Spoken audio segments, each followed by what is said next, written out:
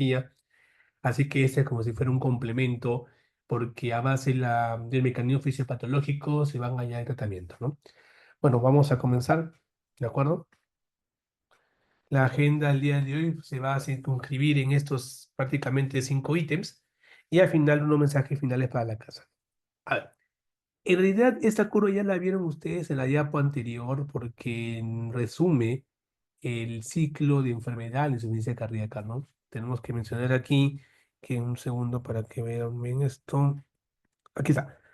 Como podemos ver aquí, esta es prácticamente la curva de la enfermedad cuando empieza el evento principal o diana, ocurre factor descompensante y luego todas las estrategias que se usan para el manejo de la falla cardíaca, ya sea manejo descongestionante y también modulador de la enfermedad, hace como objetivo que el paciente llegue a su estado basal.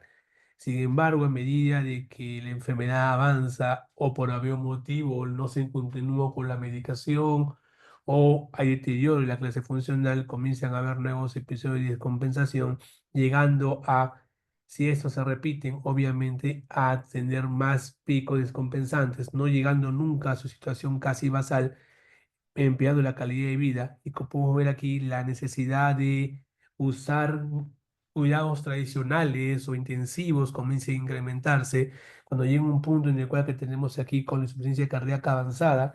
Es un punto de no retorno donde los cuidados tradicionales ya prácticamente no tienen ningún tipo de sustento, es decir, no tienen ningún tipo de validez de prolongar la vida. En este caso no hay tratamiento recomendado más que el trasplante cardíaco o en su defecto necesidad de cuidados paliativos, ¿no? Entonces, ¿por qué menciono todo esto? Porque la historia natural de la enfermedad de la falla cardíaca se puede modificar, por supuesto que sí. Y eso se llevó a cabo, ¿de acuerdo? De la siguiente manera. Vamos a hablar que caso clínico número uno. Ojo, es un caso clínico, prácticamente es un paciente varón de menor de 50 años.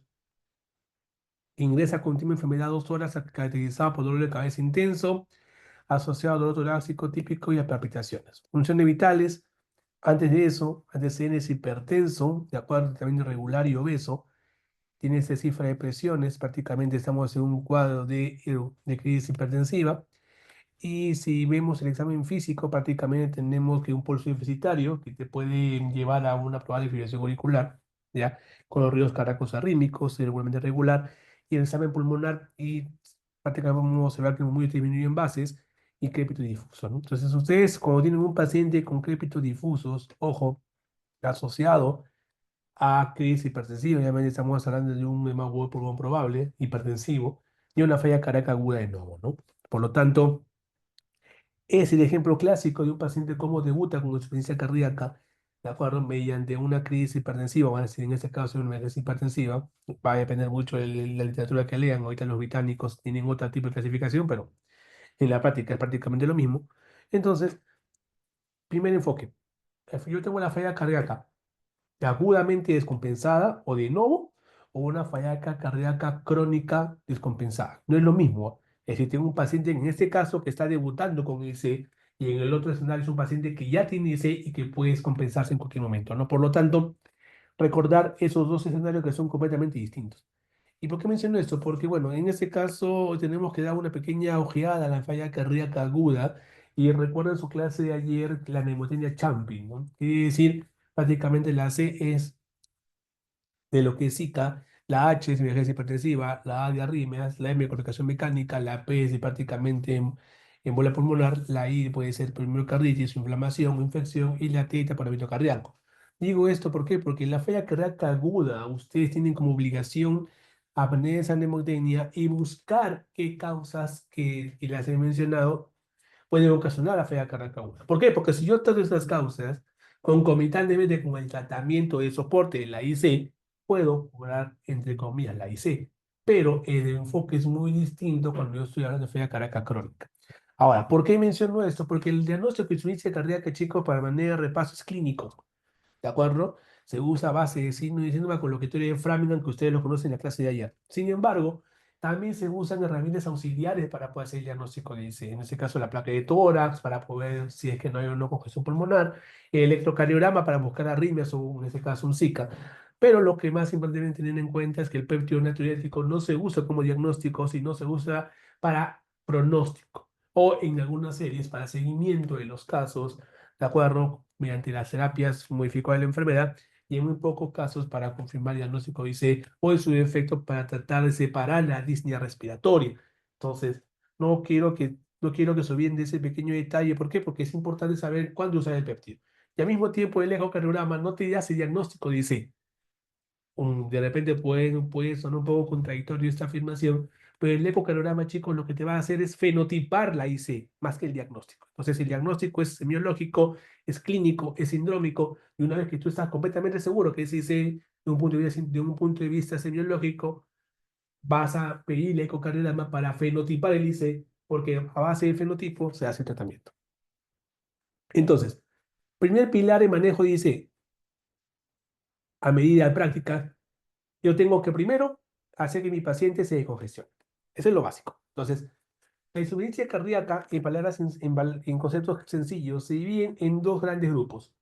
Los pacientes que están con congestión sin hipoperfusión y los pacientes que están con congestión y con hipoperfusión. Hay otro grupo más asociados que tengo la hipoperfusión sin congestión, que es prácticamente la falla cardíaca ventricular derecha, asociado ya sea un infarto elevado o extenso a nivel de columna derecha o una embolia pulmonar, de acuerdo que es prácticamente el fenotipo diferente en este contexto, pero lo más frecuente es el patrón congestivo, pero con buena perfusión, o sea, el patrón húmedo caliente. ¿Y por qué digo esto? Porque si yo tengo un patrón congestivo, pero con buena perfusión, mi objetivo principal, ¿cuál va a ser, chicos? Descongestionar al paciente. Nada más. ¿Y cómo yo al paciente lo descongestiono? Usando fármacos que me ayuden a eliminar el volumen extracelular, en este caso intravascular, que es la furosemida, o en este caso los diuréticos en general, o fármacos que me faciliten la redistribución del flujo, ya sea con los vasodilatadores que me permitan movilizar esos flujos por los espacios intercelulares e intersticiales, pero intravascular e intersticial. Entonces, primer pilar, descongestión. Y por eso que tiene como indicación 1C el uso de diuréticos para manejo para pacientes con insuficiencia cardíaca. Entonces, ese es fundamental. Ahora, la pregunta sería, doctor, ¿cuánto uso de diurético? Entonces, vamos a ir pasando diapositivas, bueno, más adelante. Lo que yo voy a decir en la clase son las pepas para que ustedes tienen que saber con respecto al tema. De ahí voy a preguntar para las preguntas del examen teórico. ¿Ya? Entonces, y aquí tienen que tener en cuenta ustedes la anamnesis que han hecho con su paciente. Si yo tengo un paciente que nunca en su vida ha tomado diurético o en su defecto es usuario de diuréticos, pero no ha tenido una regularidad estricta, lo considero paciente naif. ¿De acuerdo? Y en los pacientes naif se le inicia con bolo generalmente de 20 a 40 miligramos de endovenoso de furosemida, como dosis inicial en bolo. ¿De acuerdo? Eso va a ser, obviamente, se va a decir de acuerdo a los niveles de presión arterial. No tengo un paciente con presión 90-60, no le voy a decir 40 de furo. Pues, le puede decir 20. Pues tengo pacientes que están con presiones un poco más altas y nunca usado de mida, sin miedo le puedo dar 40 miligramos en su estándar. Ahora, ¿qué es lo que sucede cuando yo tengo un paciente este, que ya ha recibido, en este caso, el diurético en casa? Es decir, toma furosemida, toma, por ejemplo, se me ocurre, ¿no? 40-20, ¿no? La tableta viene de 40 miligramos. Nosotros toma 60 miligramos. Entonces, la dosis de bolo tiene que ser idealmente la misma que es la que toma. Es decir, si el paciente toma una tableta de furosemida en la mañana, media tarde en la tarde, en otra, ¿cómo sería? 60 miligramos. Entonces, cuando hay un paciente que ya es usuario de furosemida, sin miedo le puedo administrar 60 miligramos de furosemida endovenoso porque es la dosis que el paciente usualmente toma. La ampolla de furo viene de 20 miligramos, así que sería 3 ampollas. ¿De acuerdo? Entonces, tener en cuenta cuando lean la pregunta del examen, que siempre les pregunto si el paciente es usuario o no es usuario de furosemida, pero si el paciente es usuario de furosemida, tiene que aparecer el enunciado tratamiento regular. Si es tratamiento regular, usan la misma dosis que el paciente tomaba endovenoso, perdón, la misma dosis que el paciente toma vía oral o el vía endovenoso. Pero si el paciente es tratamiento irregular o el paciente nunca toma furosemida, considerar como dosis bolo, dosis de ataque, 20 a 40 miligramos de furosemida endovenoso estándar. ¿De acuerdo? Listo. Ahora, al mismo tiempo también, obviamente, Ya vamos a ver en el transcurso de la clase cuál es mejor, bolo o infusión, ¿de acuerdo? No voy mucha relevancia en eso, pero vamos a explicarlo más adelante. Y se puede combinar en este caso este bloqueo secuencial de nefrona. ¿Qué significa el bloqueo secuencial de nefrona? Sencillo. A ver, diuréticos, tu clase de fisio y fisiopato y fármaco tiene como función natriuresis, ¿correcto? Y la natriuresis no es otra cosa que bloquear los canales de sodio que hay en el túbulo renal, sea proximal, asa de gel, colector distal, colector, en fin. Entonces, todo fármaco que me impida la absorción de sodio y me favorezca su excreción se llama diurético, ¿de acuerdo? Entonces, los diuréticos en ese caso actúan en las diferentes zonas del túbulo. Los que tienen mayor excreción de sodio son los diuréticos de asa, ¿no? Que actúan en la bomba 2-cloro-sodio-potasio, que está en la rama ascendente gruesa del asa de Henle, ¿no? Entonces, ¿qué es lo que sucede ahí? Generalmente, si tú recuerdas la fisiología renal, en esa zona es la que se absorbe el 25% del total de sodio filtrado, pero no es la que es la zona que absorbe mayor cantidad de sodio, la zona que se absorbe mayor cantidad es el túbulo proximal. Sin embargo, el tubo proximal, si tú bloqueas el transportador sodio, ese no va a ser tan potente. ¿Por qué? Porque en esa parte vienen mecanismos contrarreguladores que me permiten usar ese sodio que no se puede absorber con otras bombas más. La bomba sodio hidrogenión, los SGLT2, la bomba favorecedores de fosfato, en fin, eso lo ven en tu clase de fisiopatología. Entonces, generalmente por ese motivo se dice a los diuréticos de asa como los más potentes. Entonces, ¿qué tiene que ver eso con bloqueo secuencial? Ok, voy a bloquear otros canales de sodio o otros canales del túbulo renal, a excepción de proximal, que me permitan excretar más sodio. En este caso, el túbulo distal, podemos usar las tiazidas o las tiazida light y el colector con la antagonista mineral cortico y en este caso antagonistas a los irónicos, que puedan obviamente bloquear también los canales de sodio y en última instancia los SGLT2. Entonces, recordar ese principio de bloqueo secuencial de nefrona porque se usa más para los pacientes con resistencia diurética. Podemos también usar como terapia concomitante diuréticos más vasodilatadores, porque también facilita también la redistribución de flujo a nivel tejido pulmonar, pero también favorece un poco a nivel de acción, a nivel túbulo distal. Entonces, recordar ese principio muy importante. Ojo, y para nuestro caso en general, pacientes con falla cardíaca hipertensiva, se debe considerar la administración de vasodilatadores como tratamiento inicial para mejorar las mismas y bajar la congestión. ¿Qué hice con esto? Que yo tengo en su clase de ayer han tenido que mencionar que el fenotipo o el patrón húmedo caliente, que es el más frecuente en los pacientes con insuficiencia cardíaca descompensada, tiene dos subfenotipos más, el fenotipo vascular y el fenotipo cardíaco. El fenotipo vascular se caracteriza por presentar cifras altas de presión arterial sistólica o PAMS elevadas, ¿de acuerdo? Y el cardíaco generalmente presenta presión arterial normales o con cercanía a la hipotensión. Entonces, si yo tengo un paciente con patrón húmedo caliente, pero su fenotipo vascular, mi tratamiento va a ser dual. Uso más vasodilatador y menos diurético. Pero si mi fenotipo es cardíaco, uso más diurético y poco vasodilatador, o si quiero, no uso vasodilatador. Entonces, recordar eso bien para el manejo de congestión en estos pacientes. Por lo tanto, este esquema básicamente se resume con lo que le dije, ¿no? Pacientes que tienen congestión, veo hiperfusión. Si hay hiperfusión. Si no hay hiperfusión, es decir, el paciente está caliente o está bien perfundido, diuréticos con todas las de la ley. Se acabó. No hay discusión, indicación 1A. Pero uno C. Pero si yo tengo, ojo, signos de hipoperfusión, ¿y qué son esos signos? Presión arterial menor de 60, llenado o 65, unas series, sistólica menor de 90, llenado capilar mayor a 2-3 segundos, frialdad distal, liguanuris, cefalopatía, láctico mayor a 2 o igual a 2, perdón, en este caso se considera como síndrome de hipoperfusión. Y para eso, ¿de acuerdo? El tratamiento concomitante para tratar la hipoperfusión y también la congestión es diuréticos, pero también usar fármacos sinotropopresores para aumentar la presión y aumentar más la contractibilidad. Esto básicamente es el manejo de choque cardiogénico, ¿de acuerdo? Que no es el motivo de esta clase, pero vamos a una cuenta pinceladas. Al final, obviamente, no solamente es manejar fármacos, sino si es que eso no resulta la asistencia mecánica es importante, ¿no? Pero vamos a ese fenotipo que está aquí. Si el manejo descongestionante, ojo, es efectivo, optimizar el términos farmacológicos según modificador de enfermedad.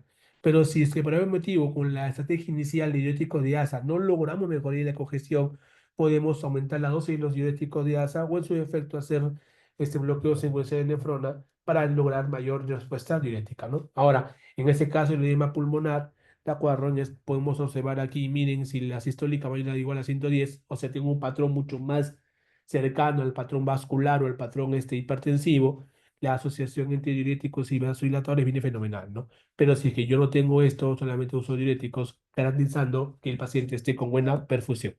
Ahora, los diuréticos como tal, ustedes recuerdan su clase de fisiología, básicamente se va a centrar en la excreción de sodio, ¿no? Y para ser más preciso, la fracción de excreción de sodio. Ahora, esa es la curva de acción a nivel del diurético de asa, que tiene una forma de itálica, ¿no? Recordamos que va a ser generalmente directamente proporcional en un momento en el cual a la dosis, llegando a un punto máximo de excreción y obviamente por más de que yo incremente dosis, la expresión va a ser igual. Ahora, ¿por qué menciono eso? Porque así como existe un remodelado adverso, que lo vieron en la clase previa en la fisiopatología a nivel cardíaco, también existe un remodelado túbulo intersticial, que hacen que las células tubulares tengan más resistencia a la acción diurética y por lo tanto se requiera más cantidad de dosis del mismo diurético triacídico para poder lograr una expresión de sodio similar al punto máximo del FENA. Entonces, por lo tanto, si yo aumento más la dosis de furosemida, yo voy a tener mayor probabilidad de efectos adversos, ¿no? Y por lo tanto, recordar eso que no es bueno poner mucha furosemida, sino ver cómo podemos desescalar, o perdón, cómo podemos trepar a bloqueo secuencial y si por ejemplo no resulta considerar ultrafiltrado, ¿no? Por lo tanto, esta ya pues es importante que no solamente se debe centrar en la dosis de furosemida increciendo, sino ver también la respuesta diurética, que lo más recomendado según últimas guías es guiarse por la fracción excretora de sodio en orina o el sodio urinario en unos casos, que es lo que se usa con mayor facilidad, más que por el flujo urinario por hora. Vemos esto que está aquí, ¿de acuerdo? Que es mejor esta adaptación. ¿Por qué? Porque si tengo un paciente con falla cardíaca aguda, lo que les decía, ojo, podemos usar la dosis inicial oral que tomaba o hasta 2 veces más una dosis endovenoso en bolo. Es decir, poniéndonos el ejemplo anterior, el paciente que tomaba 40-20 de furosemida, o sea, toma 60 al día, y el paciente es usuario de diuréticos, puedo darle 60 minutos endovenoso o hasta 120 en bolo, si es que lo puede tolerar. ¿De acuerdo? Entonces, ese va a ser la asociación, ¿ya? Pero en este caso vamos a suponer que ya, sea paciente continuador o usuario o paciente naif, yo tengo que ver la respuesta, o sea, yo tengo que evaluar cuándo debo incrementar dosis de diurético de asa o cuándo yo debo permanecer con la misma dosis, es viendo esas dos cosas, ¿no? El nivel de sodio urinario tiene que ser mayor a 50-70 mil equivalentes en 2 horas, que es el más sensible, ojo, y lo que recomienda la mayoría de series, pero en países como el nuestro, que no tenemos, bueno, sobre todo el MINSA, no tiene sodio urinario, podemos usar el flujo urinario, en este caso tiene que ser mayor a 100 a 150 cc por hora. Entonces, si yo tengo que ver respuesta, yo evalúo ambos frentes, o los cc o, o el sodio urinario. Si obviamente tengo respuesta positiva, es decir, cualquiera de estos dos ítems resulta positivo, yo me quedo con la misma dosis endovenoso, pero ya no lo doy en bolo, sino lo doy cada 12 horas. Si yo uso 60 miligramos endovenoso en bolo y tengo esta respuesta, ¿de acuerdo? Entonces, el siguiente paso que tiene que ser, dar 60 miligramos endovenoso cada 12 horas y evaluar, ojo, en igual tiempo la cantidad de diuresis que hace el paciente. Pero aquí se evalúa la diuresis en 2 horas en el primer estadio, pero cuando yo ya veo que darle cada 12 horas al paciente, ya evalúo el flujo urinario, ojo, a las 6 horas. Igual tiene que ser mayor o igual a 100 a 150 cc por hora. Si veo respuesta adecuada, obviamente, pues, continúo con lo mismo, título dosis, de acuerdo a la respuesta, pero si veo que no hay una respuesta positiva, tengo que trepar otros diuréticos para poder ver el mecanismo adecuado, ¿no? Entonces, este slide, por favor, apréndaselo bien, porque aquí sale una pregunta sí o sí que siempre coloco todos los años, que va a relacionarse mucho con la dosis de furosemida, ya sea para que calcule la dosis que tiene que recibir el paciente en bolo, o en su efecto, cuándo es el tiempo que tienen que esperar de acuerdo a qué fase de este esquema. Entonces, aparte, aparte con lo mencionado, ojo, se tiene que también administrar otras alternativas, ¿no? En este caso se puede dar oxígeno siempre y cuando la saturación de oxígeno sea menor a 90, ¿de acuerdo? Si no, no se le pone oxígeno al paciente. Y lo más recomendable es que si el paciente tiene saturación, para poder apoyar el, el efecto descongestionante a nivel pulmonar, ojo, y el paciente no tiene insuficiencia en cara, el paciente está lúcido, orientado, colaborador, ¿de acuerdo? Lo recomendable es hacer ventilación mecánica no invasiva. En este caso, sí, PAP. Correcto, esa pregunta examen. ¿Qué otra alternativa, aparte de los vasodilatadores y aparte del diurético, está indicada en los pacientes con falla cardíaca? Sobre todo, ojo, que no tengan difusión derecha, que estén lúcidos, que no tengan lesión en cara, que no tengan una acidosis respiratoria. Ojo, son los pacientes que en indicación es IPAP. ¿De acuerdo? Listo. Que acá prácticamente es lo que se mencionó, ¿no? Que bueno, tengo una frecuencia respiratoria prácticamente alta y todo lo ya mencionado. Listo. Ahora, lo que también tenemos que tener en cuenta aquí es que dar, si damos bolo, damos infusión de furosemida. El bolo es otra cosa que las ampollas que se dé furosemida cada 4, cada 8, cada 12 o cada 6 horas. En realidad, ojo, la dosis máxima de furosemida que tiene que recibir el paciente es 240 a 400 miligramos de furosemida máximo en el día. Entonces, tú puedes repartir en bolo esa cantidad, repartirlas según lo que tú convengas, ¿de acuerdo? Porque al final no hay algo que te diga en una guía, tiene que ser de esta o de esta manera. Eso lo deja básicamente al juicio clínico. Pero muchos se preguntaron cuál es mejor, bolo o infusión, pero mejor en qué, en lo que es cardiología impacta mucho el beneficio de los fármacos en afección a la mortalidad. ¿Qué quiere decir con esto? Un paciente que recibe un fármaco tal, desde el punto de vista de cardiología, tiene que tener como indicación primordial que evite que se muera el paciente. Entonces, todos los outcomes primarios se basan en mortalidad cardiovascular, por todas las causas, muerte súbita, etcétera, para poder decir que este fármaco es beneficioso o no. Entonces, se probó en un ensayo clínico llamado el ensayo DOSE entre la utilidad de infusión de furosemida versus bolo para ver cuál de estas dos estrategias disminuía la mortalidad en los pacientes con ICE en el enfoque de congestión. Pero se dio con la sorpresa que ninguno servía. O sea, daba igual si tú dabas infusión o dabas bolo, daba igual, porque igual no alteraba para nada la mortalidad, sea la estrategia que sea, ¿no?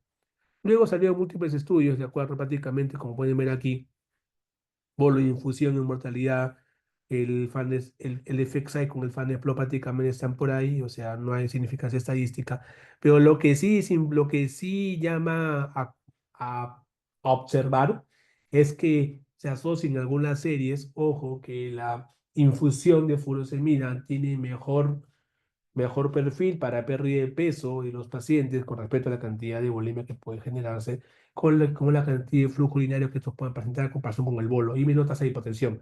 Pero ojo, acá van a venir muchos que pueden traer otra evidencia, lo cual es válido, que como pueden ver aquí, los intervalos de confianza y la heterogeneidad es demasiado variable de acuerdo al metaanálisis que ustedes quieran observar. Por lo tanto, da igual cuál uses. La cosa que el paciente se descongestione rápidamente. Si te sientes más cómodo dando bolo, da bolo. Si va la infusión, da la infusión. Ahora, ¿cómo se prepara la infusión? La infusión se prepara con furosemida, la ampolla viene de 20 miligramos, se da 400 miligramos, o sea, 20 ampollas diluido en cloruro de sodio 9 por 1100 cc.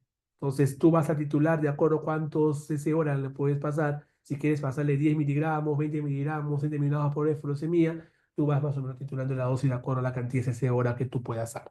Entonces, de que tiene una ventaja la infusión, tiene una ventaja, porque tú controlas cuánto furosemida se da al paciente, si le subes y le bajas de acuerdo a la respuesta, pero con I es menos hipotensor. En cambio, el bolo da dosis estándar y obviamente pues en algunos pacientes puede hipotensar. Y no lo regulas tú, mejor dicho. Entonces, va a ver cómo tú te sientas más cómodo según la estrategia que tú uses. De igual, la cosa es que el paciente, como vemos aquí, se descongestione rápidamente. Ahora, esta, este gráfico que fue hecho por los americanos me parece muy interesante. ¿Por qué? Porque una vez que yo tengo el evento descompensante, que hagas, mira, inicialmente, voy con diurético de asa y una buena vez inicio los 6 GLT2. ¿De acuerdo? A la dosis de GLT2, en este caso, vamos a ver más adelante por qué se hicieron estos fármacos, eh, actúan en el túbulo contenedor proximal. Se bloquean el transportador sodio glucosa tipo 2. Por ende, tú pensarás que son más natriuréticos, pero no, o sea, no es que haya un impacto tan significativo con respecto a la cantidad de diuresis que vayan a hacer los pacientes, pero se ve, sobre todo con el estudio Impulse, con la empaglifosina, que disminuyó en algo la mortalidad y sobre todo por operación por falla cardíaca con los índices en periodo agudo, ¿no? Con los diuréticos de ASA siempre y cuando ya estemos desescalando de la terapia alta así de diótico de asa, ya se puede usar ese GLT-2, ¿no? Ahora, también podemos usar por administración endovenosa cetosalamida, pero la evidencia prácticamente no está buena, ¿no? Ahora, luego tenemos aquí que hablar que una vez que yo ya tengo, ojo, la estrategia inicial, si no me funciona o no hay mayor respuesta con ese GLT-2, yo puedo iniciar ya sea diuréticos teacídicos, teacídico coli, con su efecto antagonista miliar corticoide para poder aumentar el flujo urinario. Y si eso no me resulta, bueno, la ultrafiltración está prácticamente aceptada. Pero ¿qué es lo que sucede una vez que yo ya te acabo con el evento descongestionante, ya voy al evento de seguimiento, en el periodo ya de estabilización, prácticamente la furosemida pasa endovenoso a vía oral si es que la necesita, y este concepto es muy importante. Ojo, muchas veces y espero que eso no ocurra, van a haber varios colegas, sobre todo con los pacientes con falla cardíaca febre reducida, que están sin congestión, ¿ah? Cuando le dan el RPI alta, furosemida por si acaso, para que no se congestione. Eso no existe. ¿Por qué le digo esto? Y eso yo quiero que cambien ese chip en su mente. Porque la furosemida solo se da como manejo sintomático. Regla número uno. Regla número dos. Ustedes recuerdan la farmacocinética, la farmacodinámica y la fluorodiolíticos de ASA y el impacto que hace a nivel de la fisiología túbulo-renal. Así como existe un remodelado por la insuficiencia cardíaca, el túbulo renal, también existe un remodelado por la acción diurética en la furosemida. Entonces, a medida de que yo dé más furosemida de forma crónica y necesaria, aumento la probabilidad del remodelado túbulo globino intersticial renal. Y eso va a hacer que más adelante mi paciente sea más resistente a la furosemida y requiere usar más dosis para dar un volumen urinario decente. Por lo tanto, primer mensaje a la casa, solo dar furosemida RP al alta cuando el paciente lo necesita o cuando tú creas que va a necesitar por pocos días.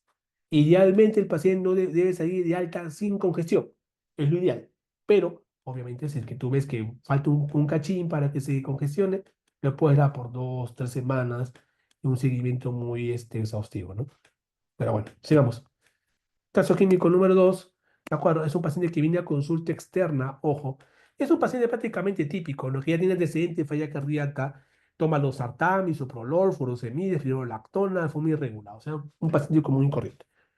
Aparte diabéticos, sin tratamiento, cardiopatía isquémica, automaspirina, atorvastatina, tiene FA, no se anticoagula, tiene indicación para anticoagulación. Va a la consulta porque tiene edema, ¿no? Cuando se va a la consulta, prácticamente son funciones vitales y se ve en físico los resaltantes el edema que hay en los inferiores. Por lo tanto, ya estamos en un contexto de falla cardíaca crónica, ¿ya?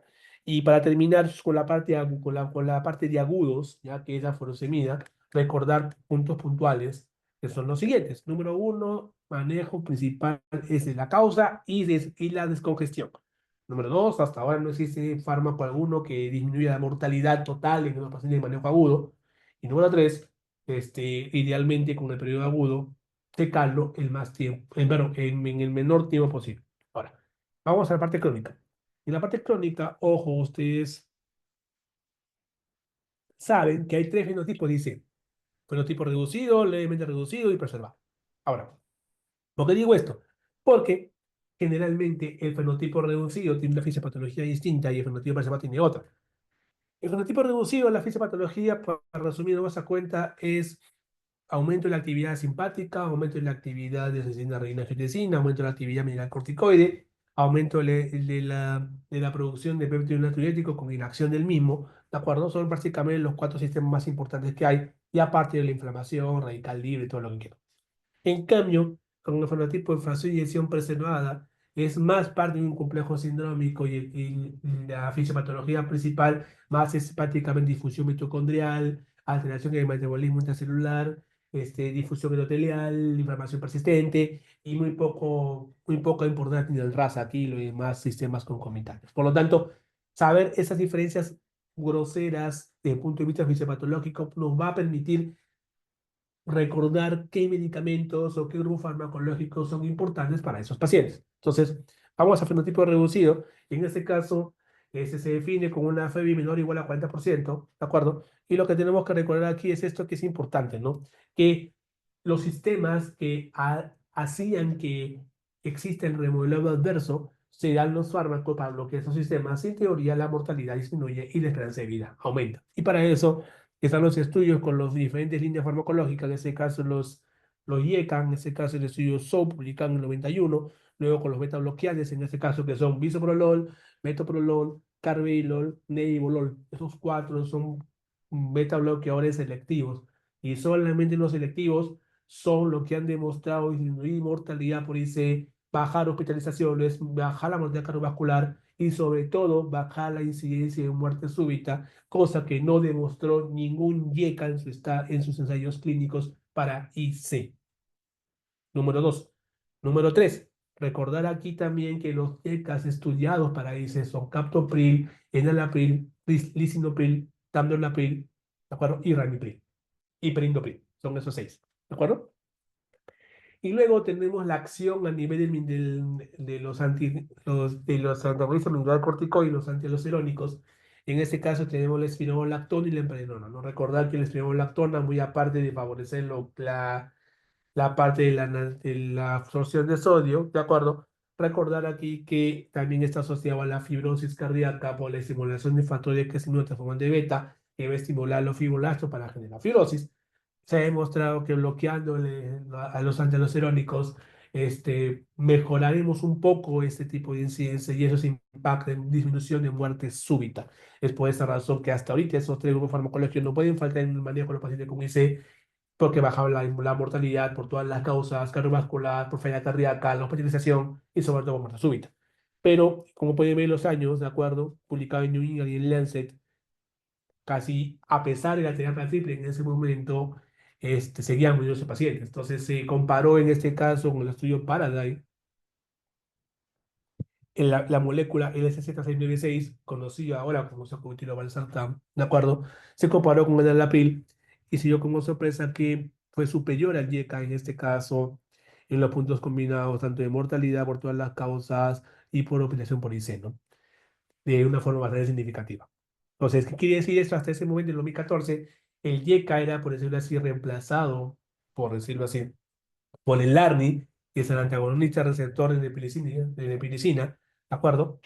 Para poder disminuir la mortalidad de esos pacientes. Ahora, ¿cómo actúa en este caso el sacubitril/valsartán?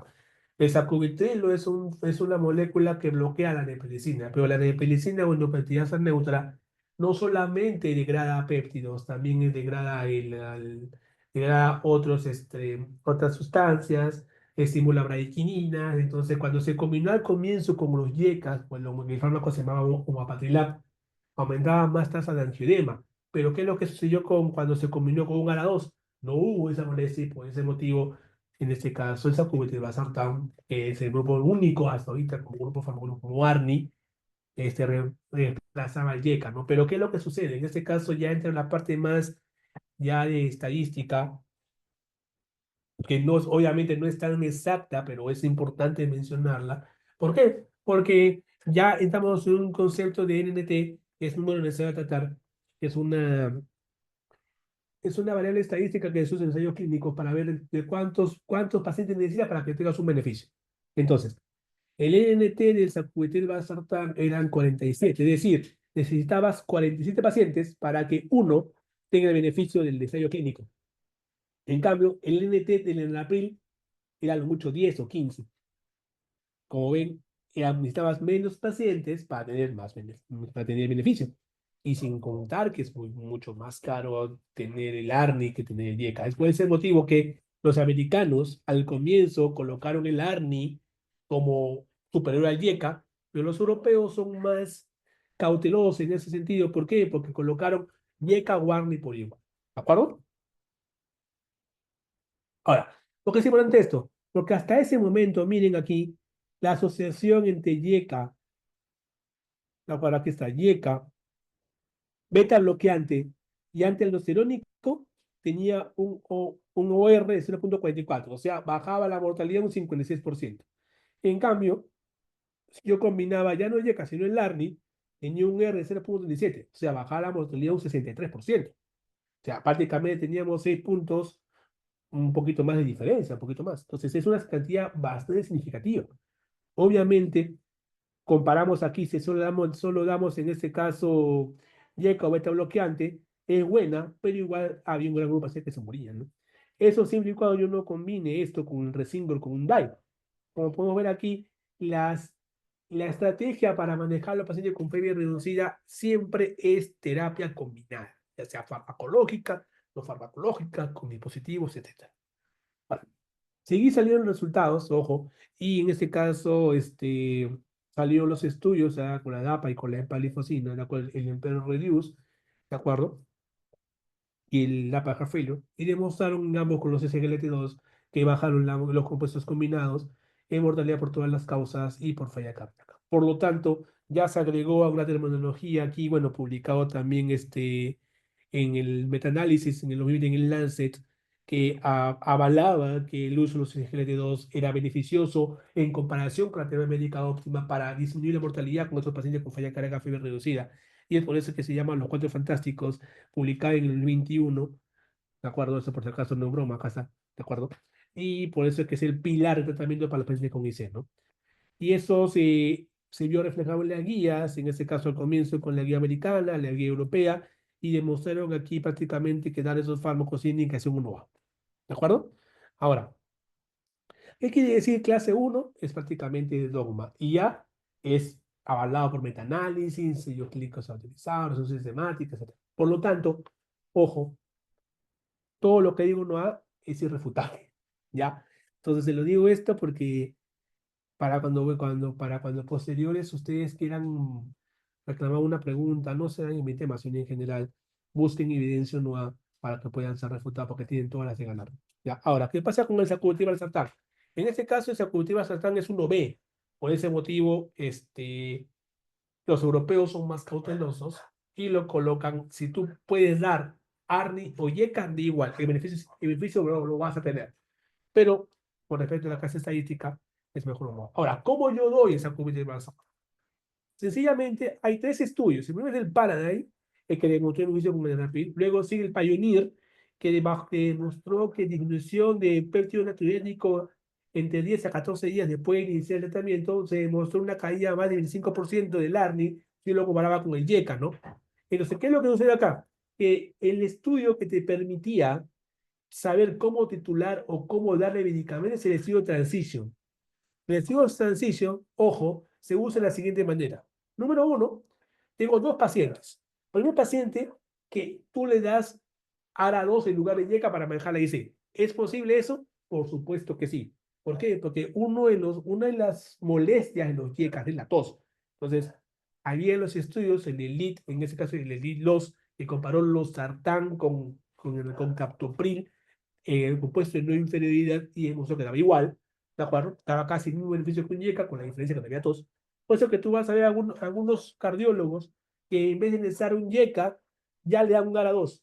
No por la tos, sino porque es más fácil dar sacubitril valsartán cuando un paciente tiene previamente un ARA2 que recibía para IC. ¿Por qué? Porque si el paciente tú le quieres rotar a sacubitril valsartán ya siendo usuario de ARA2, lo que tienes que hacer es simplemente darle la dosis de la 2 al toque. Es decir, los sartán reciben en la mañana, ok, le quieres cambiar sacubitril al sartán, fresh. La siguiente dosis le puede dar el sacubitril. Pero si el paciente recibe YECA, tienes que esperar un periodo de lavado, que son 36 horas. Es decir, suspendes el YECA por 36 horas y después de eso le haces sacubitril al sartán. Ahora, la dosis en este caso es 24-26, 49-51 y 200 cada 12 horas. ¿De acuerdo? ¿Por qué digo esto? Porque muchos inician con 24-26 o otros con la dosis intermedia 59-51, pero ¿cuál es el problema con el sacubitril valsartán?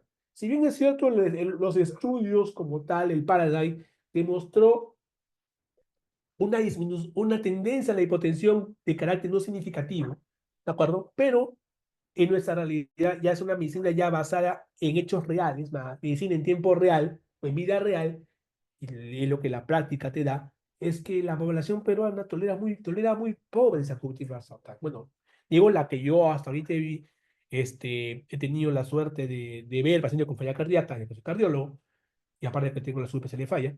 Lo que tengo que tener en cuenta es que muchos de los pacientes, casi un 70-80%, inicio con dosis bajas. ¿Por qué? Porque cuando inicio con dosis intermedia va a ser hipotensión, va a ser hipercalemia. Entonces, sería bueno sacar un subanálisis de estudio en nuestra población. No sé por qué la población, en ese caso, la que he tenido yo, es muy lábil al sacubitril valsartán cuando hago dosis intermedia. A muy pocos pacientes le trepo de baja intermedia, tengo que estar viendo potasio, vigilando presiones arteriales. Entonces, la guía dice una cosa y ya la titulación es otra. ¿De acuerdo? Ahora, en este caso, para yo tratar a un paciente ya de forma subfenotípica, obviamente acá tengo los cuatro fantásticos y la pregunta es ¿cuál inicio primero? Y bueno, este artículo que parece un englamorado de paciente, te da una respuesta un poquito cercana. ¿Por qué? Porque si el paciente en este caso, vamos a tener en cuenta aquí este fenotipo que está acá, que tiene una presión sistólica mayor a 90-60, ¿de acuerdo? Y con frecuencia cardíaca mayor a 70, perdón, aquí, frecuencia cardíaca de 60-70 y la presión, en ese caso, al límite, SGLT2 primero y anagólica miliar corticoide. El betabloc a baja dosis, si puedes hacerlo, o si no, le puedes dar ivabradina, que vamos a hacer más adelante, pero si tenemos ese fenotipo que es lo más común, es decir, buena PA y buena frecuencia cardíaca, puedes iniciar los cuadros fantásticos sin problemas. Ahora, si tenemos aquí un paciente en el fenotipo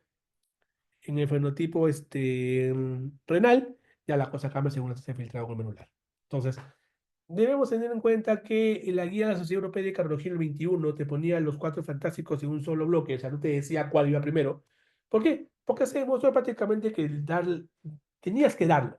Es decir, no importaba cómo, pero tenías que dar los cuatro fantásticos. Ahora, alternativas, ojo, y te pregunto examen. La ivabradina solamente se da si tiene esta condición. Fracción de eyección de ventrículo izquierdo menor o igual a 35, el ritmo sinusal y con frecuencia cardíaca en reposo mayor a 70, cuando el paciente tenga la dosis máxima de betabloqueante o en su defecto la dosis máxima que el paciente pueda tolerar, cuando ya esté con YECA o con anticonvulsivos corticoide. ¿Por qué digo esto? Porque, ojo, esto pregunta hace los ciclos.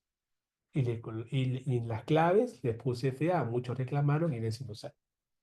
Lean bien la pregunta y aquí está la respuesta. Correcto.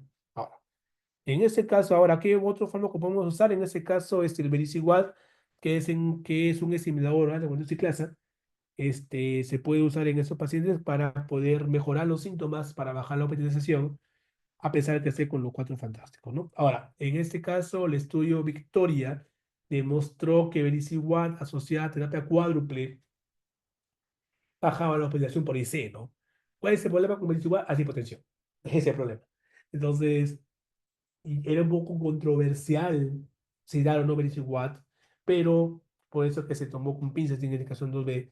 Hace poco salió el estudio Víctor, me acuerdo que fue con falla cardíaca avanzada, que dio bastante sorpresa, ¿no? Y la digoxina, y aquí es otro tema también a tratar, porque en los años 80, y preguntarán a varios médicos, internistas, cardiólogos y a maestros, trataban la falla cardíaca con dioxina. ¿Por qué? Porque tenían el concepto mecánico de la insuficiencia cardíaca como una falla de bomba, nada más. Entonces, si va en la bomba, lo voy a ver para que se contraiga y punto. Y en ese caso, la digoxina es el único inotrópico positivo boviolares. Entonces, ¿qué es lo que pasaba? Ok, el paciente, tú le dabas digoxina, el corazón se contraía mucho mejor, pero no arreglabas para nada la autofagia, no arreglabas para nada el remodelado adverso, no arreglabas para nada la fisiopatología esencial de la fiebre reducida. Con el paciente tú lo hacías que su corazón era un poco más fuerte, y eso, ¿por qué tuvo éxito la dioxina? Porque los pacientes con digoxa se sentían mejor. El paciente con falla cardíaca está con disnea, chicos. La digoxa aumenta la contracción del corazón, no tan magníficamente, ojo, pero lo aumenta. Entonces el paciente siente mejor, siente con mejor tolerabilidad al ejercicio. Entonces, obviamente, pues el paciente es el que manda, ¿no? Pero sin embargo, el estudio DIG, que fue en pacientes con ritmo sinusal, demostró que no era significativo. Al contrario, aumentaba la mortalidad. ¿Y cómo? Prácticamente porque lo que hacía la dioxina era mayor probabilidad de arritmias. ¿De acuerdo? Asociada directamente a al grado de concentración de dioxina en sangre. ¿De acuerdo? Ese es uno. Ahora, hay una controversia hace poquito. Y eso básicamente se lo tengo calentito. No está acá, pero se lo tengo calentito. El Congreso Europeo de Cardiología hoy día acaba. Y el día de anteayer salió el estudio de la digitoxina, el IGIT-HF, que demostró que la digitoxina, en componente combinado de mortalidad cardiovascular y opresión falla cardíaca en pacientes con fiebre reducida que padecían el TMO, es decir, los cuatro fantásticos, bajaba ese outcome combinado. Pero, ojo, si yo a ese outcome lo separo, ninguno fue significativo. Entonces, ese publiqué en New England, ya, hace poquito, hace 2 días salió. Entonces, ten en cuenta mucha en consideración eso. No hay gelocina en el Perú y muchos de los que usan dioxina se están agarrando con eso, cuando no es así. Entonces, tener mucho cuidado, no todo lo que sea en New England, Lancet, todo eso, en verdad tienen que leerlo bien y tomar en consideración algunas aclaraciones, ¿ya? Por ahora la dioxina sigue siendo indicación 2B y no creo que la digitoxina pase indicación 2A. Así que por ahora solamente se usan estos fármacos cuando, a pesar de que el paciente está con la TMO, a pesar que el paciente está con las estrategias ya mencionadas, sigue sintomático. Ahora, este es el estudio con libaradina, el estudio CHIEF, que demostró básicamente una reducción, sobre todo en el outcome de disminuir la hospitalización por enfermedad de frecuencia cardíaca con la dosis de ibaradina, bueno, con la medicación de ibaradina, si es que el paciente no tolera mucho dosis de beta bloqueantes o en su defecto está con beta bloqueante de dosis máxima y sigue con frecuencia cardíaca mayor o igual a 70. Es lo que le dije al Vericiguat, en este caso luego tenemos a la mecatinib y carbil en los pacientes que es un estimulador de la miocina. Igual tampoco no hemos tratado significación, pero igual se puede considerar. Pero también tenemos que tener en cuenta que manejar falla cardíaca no solamente da fármaco para FERI, ¿no? ¿Por qué? Porque también tenemos que manejar las comorbilidades, le dice.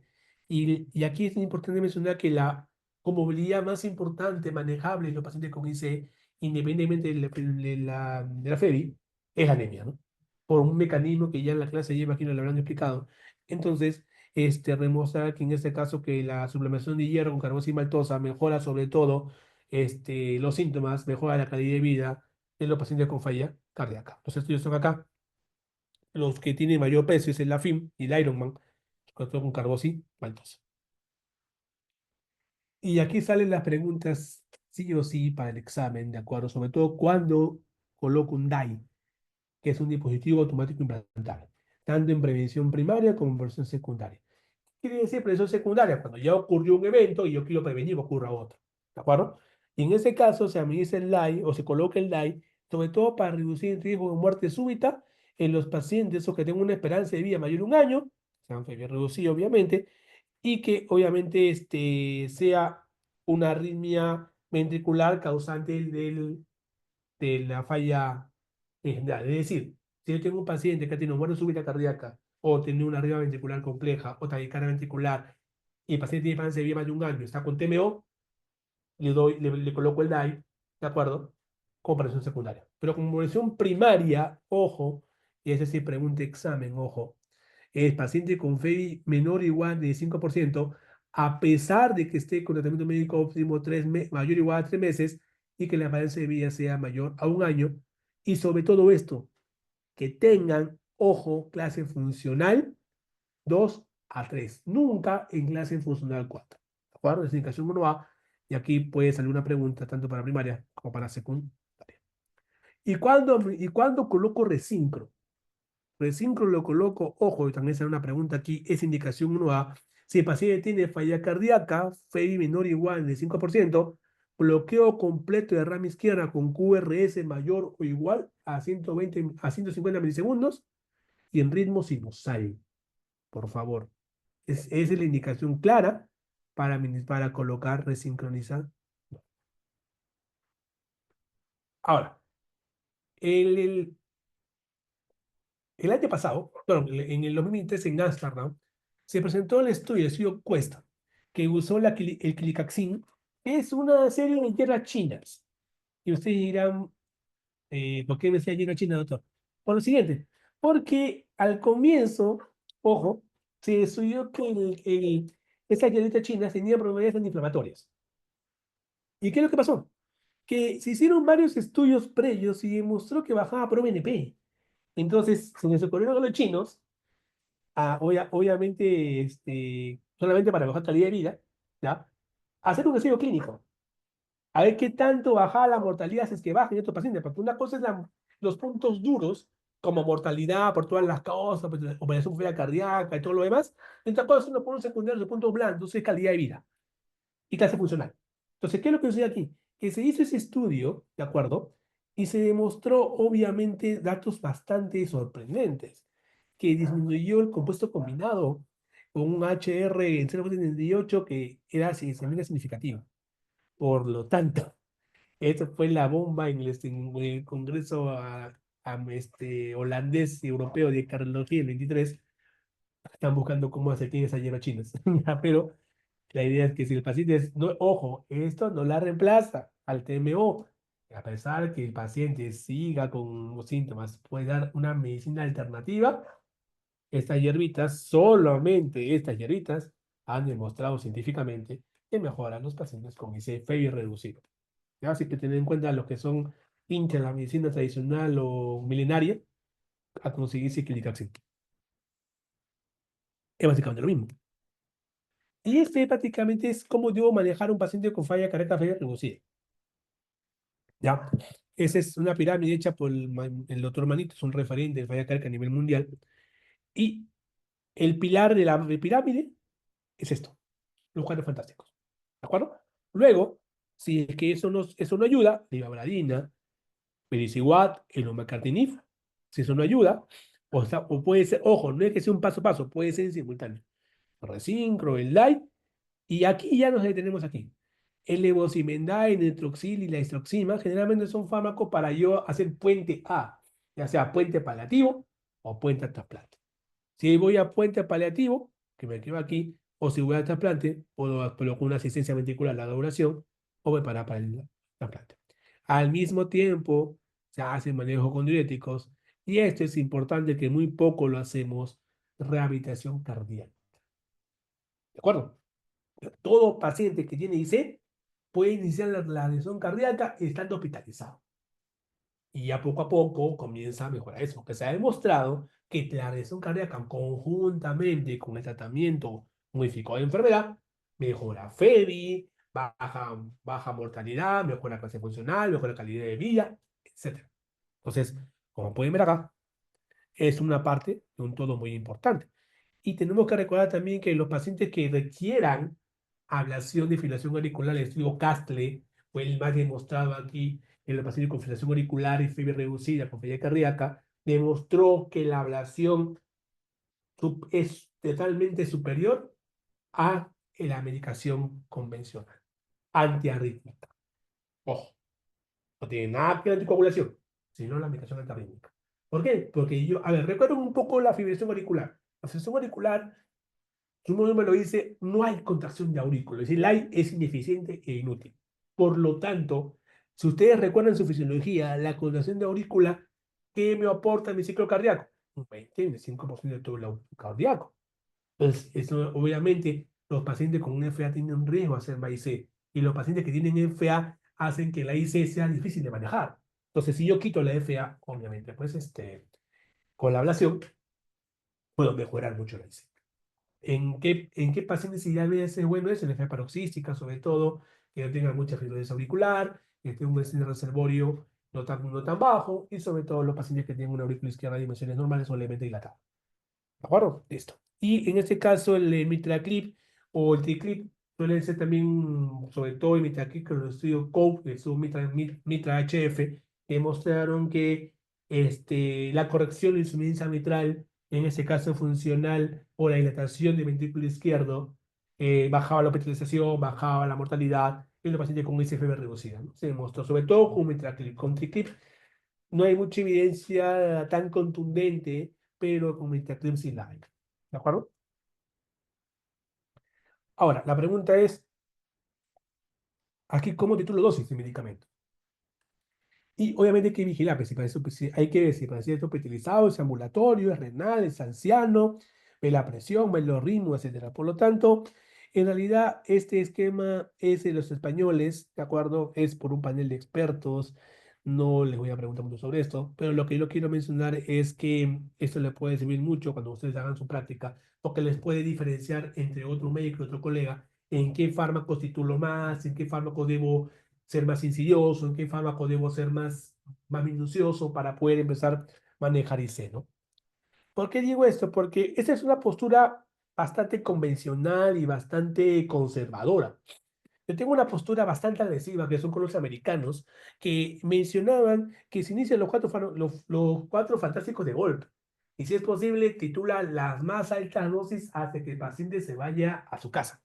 ¿Por qué? Porque tenían como obviamente con un punto a favor, que si yo no hacía eso, estaría favoreciendo la infradosis, favoreciendo también que el paciente tenga menor sobrevida, que su hipertensión más, que la calidad sea menor y que no tenga los síntomas. Entonces, obviamente, pues hay que ver eso.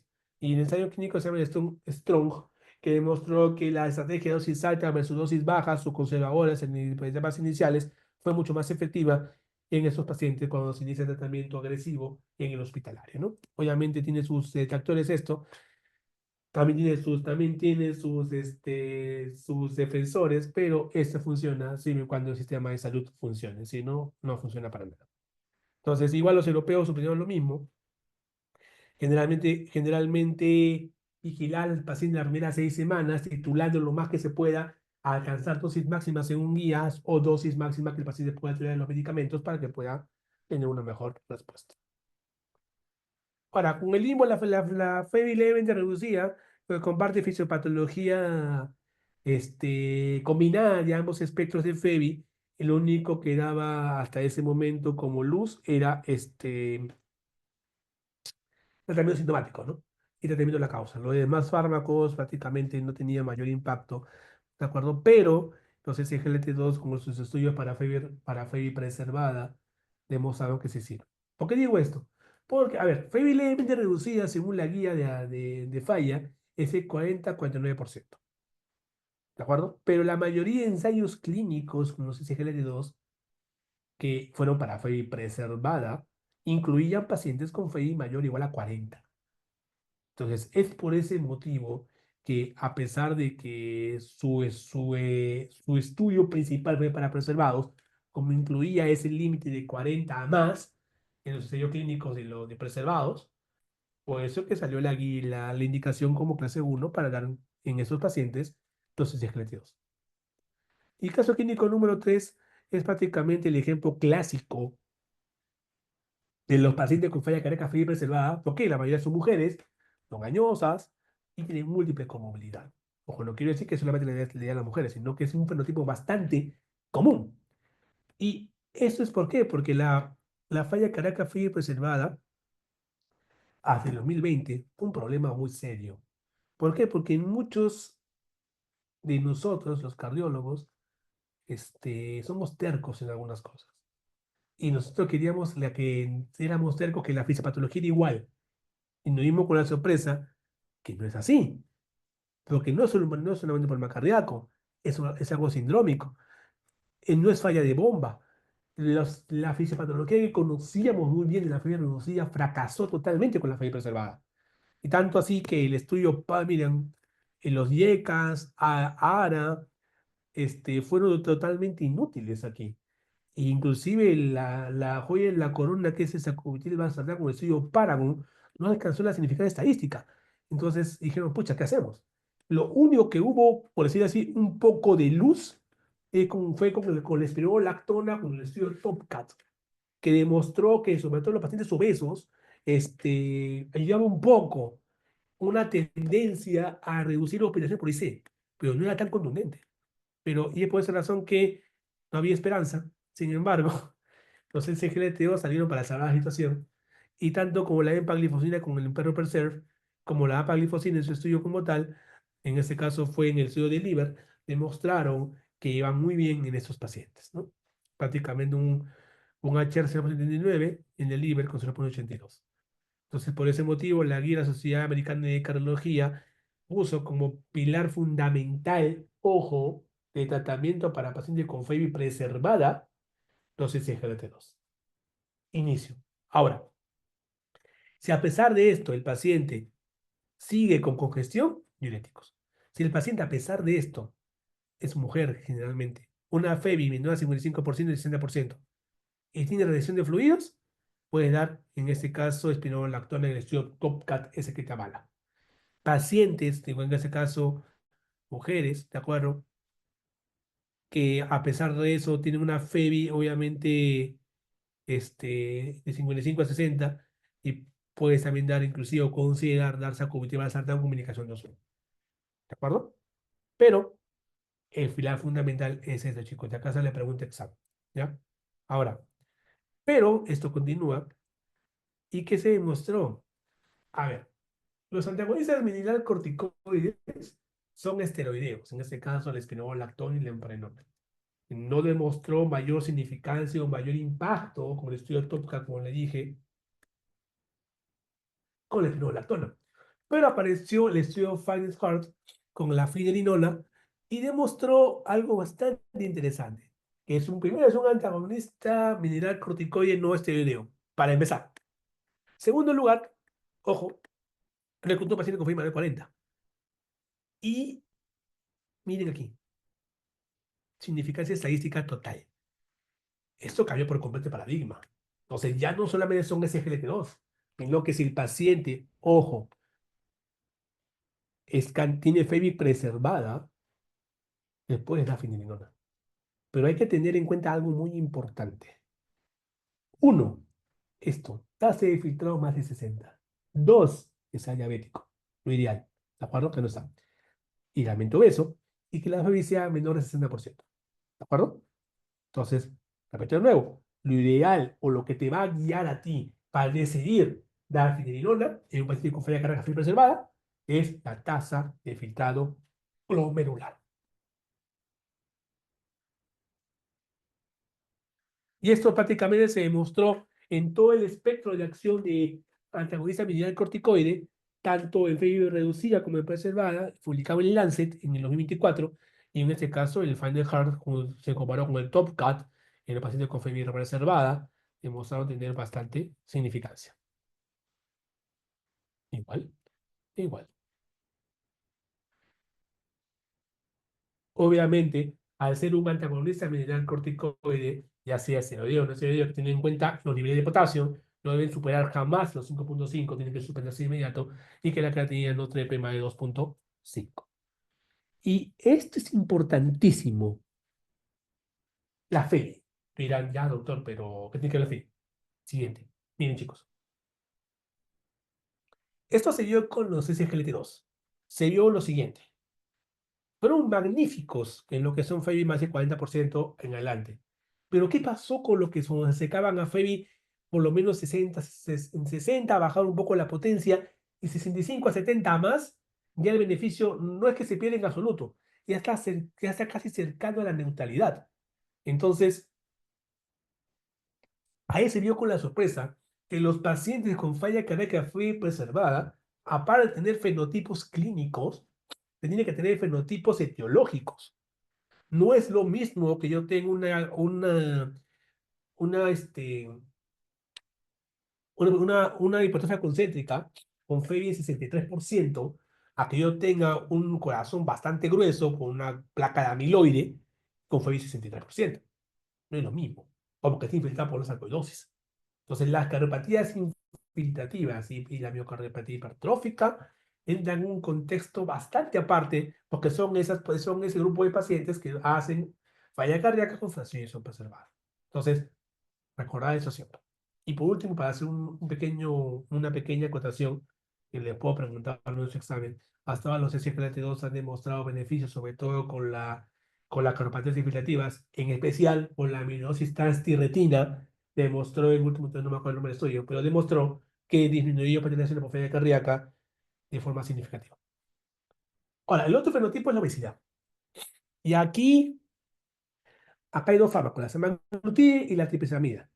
En este caso, la semaglutide demostró mejorar clase funcional independientemente de la FEBI, ¿de acuerdo? Y con bajar de péptido natriurético, ¿de acuerdo? Pero, ojo, que tenemos que tener en cuenta aquí, que los pacientes obesos como tal no tienen niveles de péptidos tan altos por la obesidad. Segundo lugar, este fármaco es caro, ¿ya? Y tercer lugar, nadie discute la acción benéfica de los fármacos para la obesidad. Es un mundo ahorita. ¿De acuerdo? Obviamente, si tú le dices a una persona, yo tengo un fármaco que te va a bajar de peso, claro, no tan similar o muy similar a bariátrica, sin que te operes, sin que tengas riesgos post-bariátrica, y solamente te inyectas, cualquiera va a querer eso, ¿no? Entonces, eso puede ser el motivo que la semaglutida ahorita es el oro de los endocrinólogos, porque así nomás acaban ese fármaco y no lo cubre ni una seguridad social porque pues un ojo en la cara. Bueno, lo otro es, ¿por qué? Porque yo tratando la obesidad per se, trato un fenotipo de falla cardíaca. Entonces, demostramos que tratar obesidad también es importante para poder tratar en cuenta esos tipos de enfermedades, ¿no? Ahora, también tenemos que tener en cuenta el impacto que tiene en el costo, ¿no? Para los americanos, obviamente, les sale mucho más barato, por ejemplo, los ARNIs, los betabloqueantes, el DA y el recinto. O sea, tiene un alto valor, pero tienen bajo, entre comillas, un costo no tan alto. En cambio, tienen alto valor, o sea, alto costo, y tienen poco valor o poca certeza de resultado. ¿Por qué menciona acá el tafamidis? Porque el tafamidis es el único fármaco para lo relacionado a amiloidosis cardíaca en la mayoría de fenotipos que he demostrado cierta utilidad en bajar la mortalidad. Entonces, pero no fue bien con un ojo en la cara. Entonces, por eso es que también no todos los pacientes con transtirretina pueden entrar a tafamidis, hay que evaluar bien las indicaciones más exactas, ¿no? Por lo tanto, eso es una realidad americana. Por ejemplo, aquí hablo, ¿no? Hablo de la realidad de Perú, y en este caso Minsa, no hablo de salud porque es una parte. Por ejemplo, para que el CIS me compre un DAI y me compre un R5, el paciente prácticamente se muere antes de que el CIS lo compre. Con eso te digo todo. Porque el DAI cuesta alrededor de 35.000 soles y el R5 como 60.000. Entonces, si bien es cierto, el Estado pues, nos maneja millones, millones, millones de soles, pero para comprar, no sé, pues un paracetamol, tienes que hacer un montón de documentos. Tienes que pasar por un trámite burocrático de aquellos. Entonces, ni qué decir con estos fármacos o estas estrategias que cuestan más caro. Y ni qué decir los fármacos, porque también tiene que ver que las casas comerciales bajan sus costos. Es una serie de cosas. Por lo tanto, no es lo mismo ya ponernos en la realidad per se que es solamente lo que dicen los libros, ¿no? Por lo tanto, recordar que falla cardíaco, falla hipertensiva es parte de un todo. Los SGLT2 han tomado aquí prácticamente el protagonismo en este grupo de consideración de pacientes, ¿de acuerdo? Y tenemos que recordar aquí que la FA, como le dije, el tratamiento, el pilar de tratamiento de la FA es la anticoagulación. Podemos utilizar SGLT2 en todo espectro de FEBI y lo ideal sería obviamente la ablación en este grupo de pacientes, ¿no? Y con los ancianos es algo bastante en particular, mencionar algo breve, porque los ancianos de por sí es un grupo muy aparte. Por fisiología tienen menor composición de agua corporal, son más propensos a la hipotensión, a los cambios de volemia, por lo tanto los diuréticos pueden, siempre se tiene que iniciar a baja dosis, vigilar que no haya ortostatismo, obviamente ver los SGLT2, porque puede dar, más que infección urinaria, que hay un error, pueden dar predisposición a infecciones fúngicas y obviamente eso puede tener consideración algo importante porque puede predisponer a hito, ¿no? En este caso los ARNI tienen más prevalencia a la hipotensión, al ortostatismo, a las caídas y por lo tanto los fármacos para IC y los adultos mayores hay que tener mucho cuidado, ¿no? Ahora, en este caso, como prevención primaria para falla cardíaca, es decir, pacientes que tienen enfermedad renal crónica y diabetes, ojo, si ustedes quieren evitar que tenga falla, es decir, el paciente no tiene falla, pero quieren evitar que no tenga, pueden dar finerenona como indicación 1A para prevenir IC. Para si el paciente tiene IC y tiene fiebre preservada, denle finerenona, vigilando la tasa de infectada glomerular. No hay estudio con finerenona al momento con fiebre reducida, para que los haya, pero hasta el momento es lo que hay. Y también tenemos que tener en cuenta que el manejo nutricional es importante, porque no solamente tratar los síntomas, sino también tratar de que el paciente no se descompense más. Entonces, evitar la anemia, evitar la desnutrición es importante, porque también al paciente le fortaleza, ¿no? Por lo tanto, tenemos que tener en consideración aquí que el manejo de cuadros descompensantes es vital. Los diuréticos es el pilar fundamental de la congestión. Los cuatro fantásticos es lo ideal, pero no hay que abusar de los cuatro y titular con cautela. Manejo por sus fenotipos, marca la diferencia. En este caso, falla cardíaca y adulto mayor, ante evidencia, obviamente, y eso es un mensaje más importante. En todos los casos, guías son guías, pero pacientes son pacientes. Bueno, chicos, eso sería todo. Muchas gracias por la atención y estoy atendiendo sus preguntas si es que las hubiese. Gracias.